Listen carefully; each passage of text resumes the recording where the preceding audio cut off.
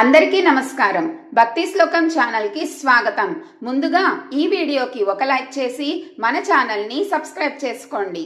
ప్రతి 3 సంవత్సరాలకు ఒకసారి అధిక మాసం వస్తుంది. ప్రస్తుతం అధిక జ్యేష్ఠ మాసం నడుస్తుంది.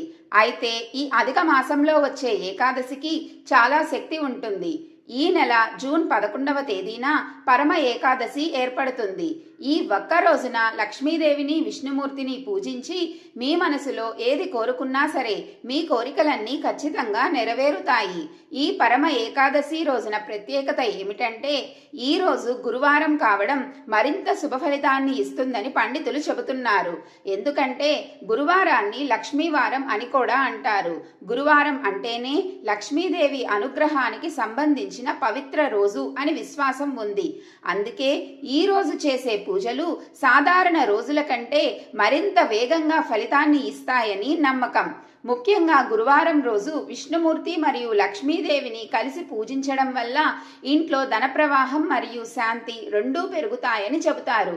లక్ష్మీదేవి సంచరించే ఈ పరమ ఏకాదశి పూజా విధానం, పాటించాల్సిన పరిహారాల గురించి ఈ వీడియోలో తెలుసుకుందాం. జూన్ 11వ తేదీన చాలా శక్తివంతమైన పరమ ఏకాదశి ఏర్పడుతుంది. ఈ ఏకాదశి రోజున ఎవరైతే ఇంట్లో దీపారాధన చేస్తారో అలాంటి కుటుంబానికి 7 జన్మల దారిద్ర బాధలన్నీ తొలగిపోయి ఇల్లంతా కనక వర్షంతో నిండిపోతుంది. కాబట్టి ఈ అద్భుతమైన ఏకాదశిని అస్సలు వదులుకోకండి. ఈ ఏకాదశి రోజున వివాహమైన స్త్రీలు తెల్లవారుజామున నిద్రలేచి ఇంట్లో దీపారాధన చేసుకోండి.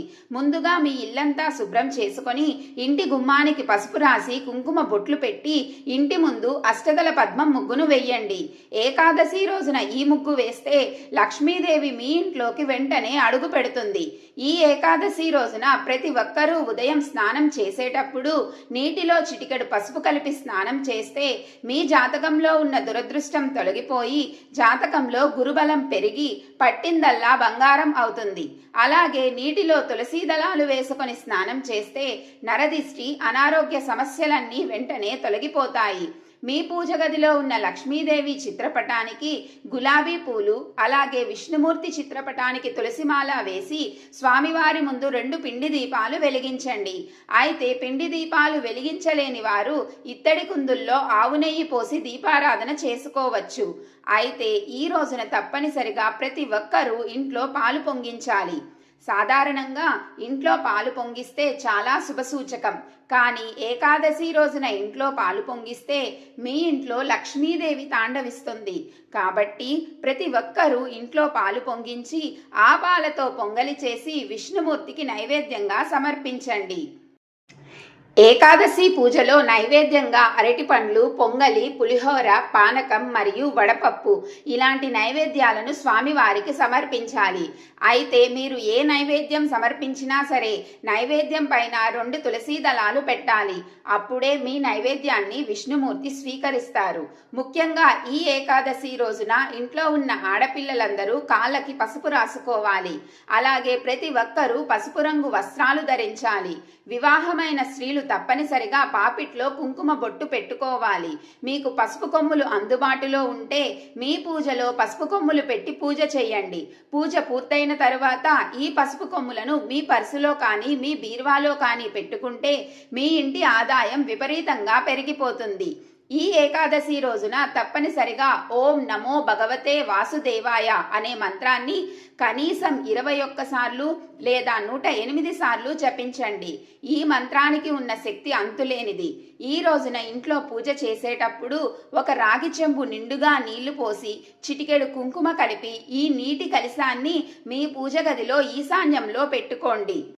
ఇలా చేస్తే మీ ఇంట్లో ఉన్న నెగటివ్ ఎనర్జీ మొత్తం తొలగిపోయి మీ కుటుంబానికి ధనలాభం కలిసి వస్తుంది.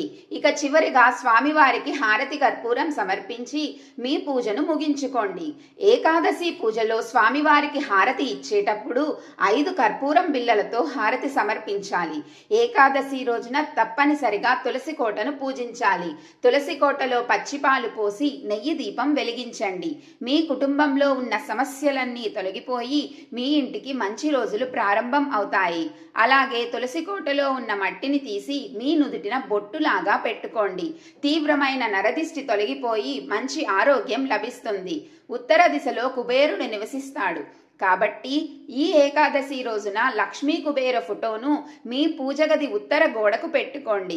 దీనివల్ల మీ ఇంట్లోకి నిరంతరం డబ్బు వస్తూనే ఉంటుంది. అన్నిటికన్నా ముఖ్యంగా ఈ ఏకాదశి నాడు మీ ఇంటి ప్రధాన తలుపు పైన గంధంతో స్వస్తిక్ గుర్తు వేసి ఆ స్వస్తిక్ గుర్తుకు సాంబ్రాణి పొగ వెయ్యండి.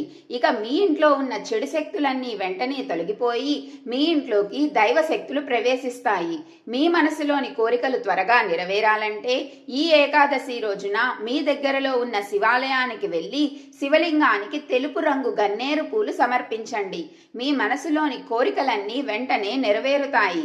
ఇక విపరీతమైన అప్పుల సమస్యలతో బాధపడేవారు ఈ ఏకాదశి రోజున మీ పూజ గదిలో ఉన్న లక్ష్మీదేవి పటానికి తామర పువ్వులు సమర్పించి ఓం కమలాయే నమః అనే మంత్రాన్ని జపిస్తే మీ కటిక పేదరికం వెంటనే తొలగిపోయి ధనవంతులయ్యే అవకాశం ఉంటుంది.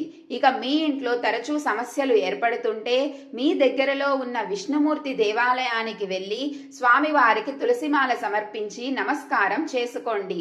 మీరు అనుభవిస్తున్న కష్టాలన్నీ వెంటనే తీరిపోయి మీ కుటుంబంలో సుఖ సంతోషాలు మొదలవుతాయి.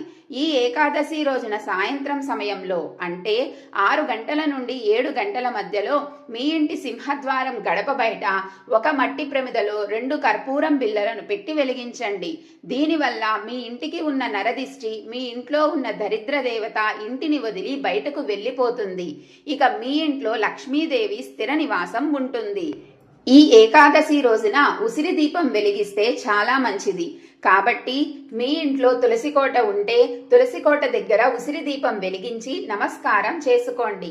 లేదా విష్ణుమూర్తి దేవాలయానికి వెళ్ళి ఉసిరి దీపం వెలిగించండి. ఆర్థికపరమైన ఇబ్బందులన్నీ తొలగిపోయి మీ కుటుంబం మొత్తానికి అష్టైశ్వర్యాలు చేకూరుతాయి. సాధారణంగా గోమాతకు ఆహారం తినిపించి ప్రదక్షిణాలు చేస్తే చాలా మంచిది.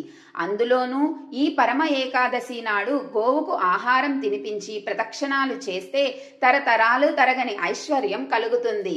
అయితే మన పురాణాల ప్రకారం ఈ ఏకాదశి రోజున ఉప్పు తినకూడదని పండితులు సూచిస్తున్నారు. ఎందుకంటే ఈ రోజున ఉప్పు తింటే అనారోగ్య సమస్యలు ఏర్పడతాయని నమ్మకం. కాబట్టి ఈ రోజున ఉప్పు వాడకం తగ్గించుకోవాలి. ఇక మీ జీవితంలో ఏమీ లేని స్థాయి నుండి అఖండ రాజయోగం కలగాలంటే ఈ ఏకాదశి రోజున విష్ణు స్వరూపమైన తాబేలు విగ్రహాన్ని తెచ్చుకొని మీ పూజ గదిలో పెట్టుకోండి. ఇక మీ కుటుంబానికి అన్ని విధాలుగా కలిసి వస్తాయి. మీ ఇంట్లో తులసి కోట లేకపోతే ఏకాదశి రోజున తప్పనిసరిగా మీ ఇంటి ఈశాన్యంలో తులసి కోటను నాటుకోండి. ఇక వివాహ ప్రయత్నాలు చేసేవారు ఈ పరమ ఏకాదశి నాడు పసుపు రంగు వస్త్రాలు ధరించి విష్ణు దేవాలయంలో నెయ్యి దీపం వెలిగించండి. వివాహం కాని వారికి త్వరగా వివాహ యోగం కలుగుతుంది. ఇక ఈ రోజున చేసే దానాలకు ఎంతో పుణ్య ఫలితం లభిస్తుంది. కాబట్టి ఆకలితో ఉన్న పేదలకు ఆహారం లేదా వస్త్రాలను దానం చెయ్యండి. ఈ రోజున ఒక్కరికి అన్నదానం చేసినా సరే 1,00,00,000 మందికి అన్నదానం చేసినంత పుణ్య ఫలితం కలుగుతుందట. ఇక ఎవరైతే అప్పుల సమస్యలతో ఇబ్బంది పడుతున్నారో అలాంటి వారు మీ బీరువాలో కొన్ని తులసి దళాలు పెట్టుకోండి. మీ ఇంటి ధన ప్రవాహం పెరుగుతుంది. ఈ ఏకాదశి రోజున తలకు నూనె రాయకూడదు. ఎందుకంటే ఏకాదశి రోజున నూనె రాస్తే మీ ఆయుష్ తగ్గిపోతుందని, అనారోగ్య సమస్యలు మొదలవుతాయని నమ్మకం. ఏకాదశి రోజున తప్పనిసరిగా స్త్రీలు ఉపవాసం ఉండాలి. ఏకాదశి రోజున ఉపవాసం ఉంటే 1,00,00,000 జన్మల పుణ్య ఫలితం లభిస్తుంది. మీ కుటుంబం మొత్తానికి భోగ భాగ్యాలు వరిస్తాయని పండితులు సూచిస్తున్నారు. అయితే ఏకాదశి రోజున పొరపాటున కూడా పగటి పూట నిద్రపోకూడదు. దీనివల్ల మీరు చేసే పూజలకు ఫలితం దక్కదు. అలాగే ఈ రోజున పొరపాటున కూడా మాంసాహారం, ఉల్లిపాయ మరియు వెల్లుల్లి తినకూడదు.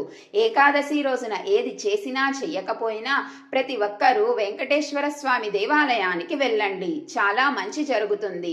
ఇక ఎవరైతే సంతానం కోసం ఎదురు చూస్తున్నారో అలాంటి వారు రావి చెట్టు కింద నువ్వుల నూనెతో దీపం వెలిగించి రావి చెట్టుకి 7 ప్రదక్షిణాలు చేస్తే సంతానం లేని వారికి సంతాన ప్రాప్తి కలుగుతుంది. ఏకాదశి రోజున ఇలాంటి చిన్న చిన్న నియమాలు పాటించి విష్ణుమూర్తి సంపూర్ణ అనుగ్రహాన్ని పొందండి. మీకు ఈ వీడియో నచ్చిందా? అయితే ఈ వీడియోకి ఒక లైక్ చేసి మన భక్తి శ్లోకం ఛానల్ని సబ్స్క్రైబ్ చేసుకోండి. మరొక మంచి వీడియోతో మళ్ళీ కలుద్దాం. సర్వేజన సుఖినో భవంతు.